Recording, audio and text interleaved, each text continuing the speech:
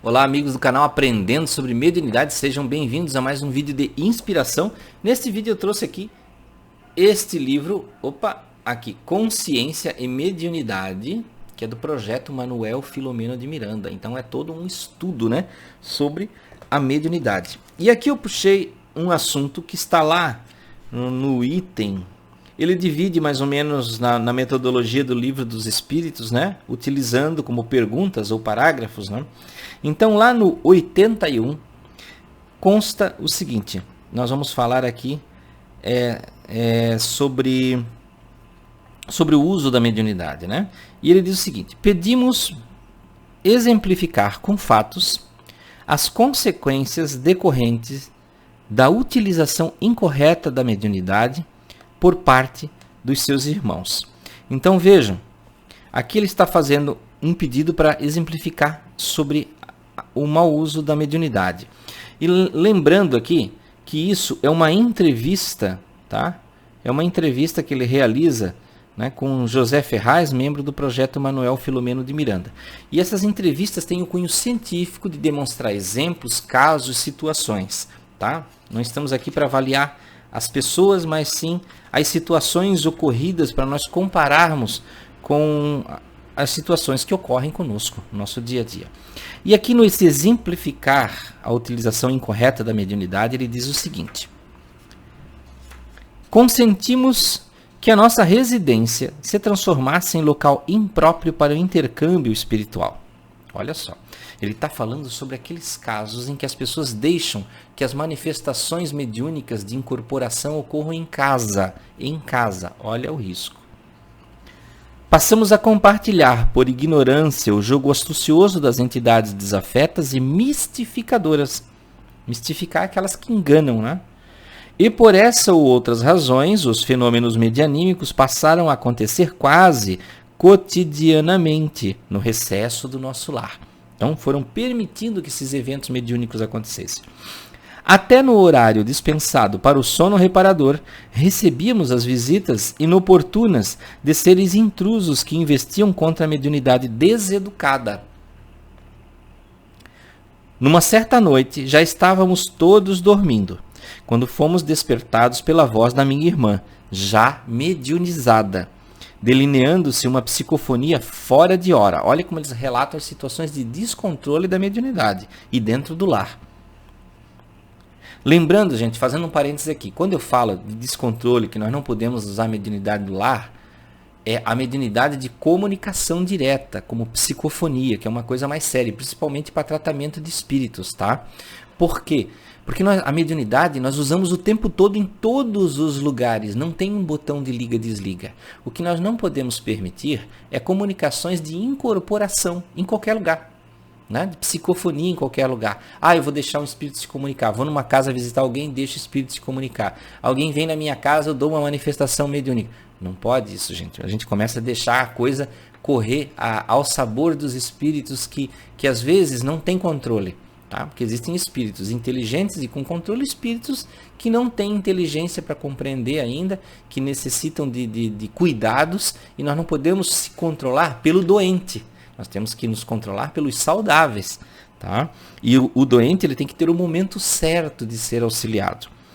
E aí ele continua aqui falando do caso da irmã em psicofonia fora de hora, que veio já mediunizada. Acorremos ao seu quarto a tempo de ouvir a comunicação de um espírito denotando dificuldade em se expressar, que se identificou como sendo meu avô, asseverando que tinha desencarnado naquela manhã de forma súbita. Ele estava dizendo que era o avô deles, né? Pelos lábios da médium, em transe inconsciente, saiu uma frase que nos colheu uma credulidade induzida. Olha só, credulidade induzida. Cuidem muito com isso, acreditar numa coisa. Luiz está inconsolável. Olha só, o espírito deu uma referência de um nome conhecido para ganhar a confiança daquelas pessoas. E ele disse, o nome em referência era de outro irmão que tinha uma ligação afetiva profunda com o nosso avô, e que nessa época morava em sua companhia. Ficamos perplexos e comovidos, convencidos de que a comunicação mediúnica era autêntica, sem qualquer possibilidade de outra interpretação. Então, simplesmente por essa frase, por citar um nome, E continuou: vale aqui notar que o conceito robusto da doutrina espírita diz o seguinte: é preferível rejeitar-se 10 comunicações verdadeiras a aceitar-se uma falsa. E ele continua: pois bem, no dia imediato, no dia seguinte, sem qualquer providência para confirmar o infausto acontecimento, ou seja, a morte do avô, fosse por meio de telefonema ou telégrafo, as comunicações com o interior eram muito difíceis naquele tempo. Meus pais alugaram um carro de praça, um táxi, para quem não sabe o que é carro de praça hoje em dia, e demandaram a cidade onde iria acontecer um suposto sepultamento, sem pegar informação nenhuma se o vovô tinha falecido ou não. O pai já pegou um carro, já alugou, chamou um táxi e já irrompeu-se para ir para outra cidade sem aviso nenhum, sem confirmação nenhuma. Tratava-se, no caso em pauta, de uma mistificação bem engendrada por um desafeto da família, ludibriando a boa-fé de pessoas desavisadas, ou seja, um espírito que não gosta deles, Os objetivos a colimar pela entidade espiritual eram de ordem de vingança. Levar a família ao ridículo, no mínimo, na pior das hipóteses, ridicularizar pelo engano de uma comunicação. E, ao mesmo tempo, projetar a possibilidade de um desastre automobilístico no transcurso da viagem que iria acontecer em veículos sem as condições mecânicas necessárias para um percurso muito longo. Por essa razão, aconteceu um defeito na barra de direção do automóvel e, não fosse a misericórdia divina, um acidente fatal teria acontecido, ceifando as existências dos seus ocupantes. Então, olha só, os espíritos vão tratando das conexões, eles influenciam, jogam a semente, as pessoas caem, outros influenciam ao desespero, ao medo, outros influenciam a imprevidência. Aí você vai lá e contrata um carro, um veículo de aluguel que está em más condições por causa da pressa, por causa do medo, por causa do desespero. E aí acaba por você criar o quadro favorável aos espíritos obsessores. Por causa do quê? Da sua imprevidência ao compreender as situações da mediunidade, a aceitar comunicações de qualquer jeito, a não confirmar, simplesmente acreditar em toda fala mediúnica.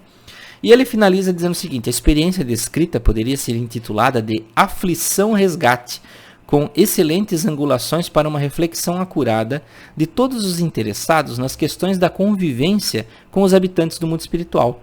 Lições advertências como essa podem continuar acontecendo se os lidadores da mediunidade deixarem de examinar cuidadosamente o que diz o capítulo 24 da Identidade dos Espíritos, constante no Livro dos Médiuns. Então, finalizo por aqui a leitura para a gente fazer umas considerações finais. Então, viram como é importante a mediunidade não ser transformada em uma brincadeira do lar, não ser transformada em uma situação que você vai praticar na sua casa, porque quando você se abre para a mediunidade de comunicação e você permite isso no seu lar, você está dizendo: olha, estou atendendo. Imagina se você fosse médico, e você resolvesse atender na sala da sua casa, e os pacientes se enfileirassem na frente da sua casa e começassem a entrar ali um a um, trazendo os seus problemas, as suas mazelas, as suas doenças muitas vezes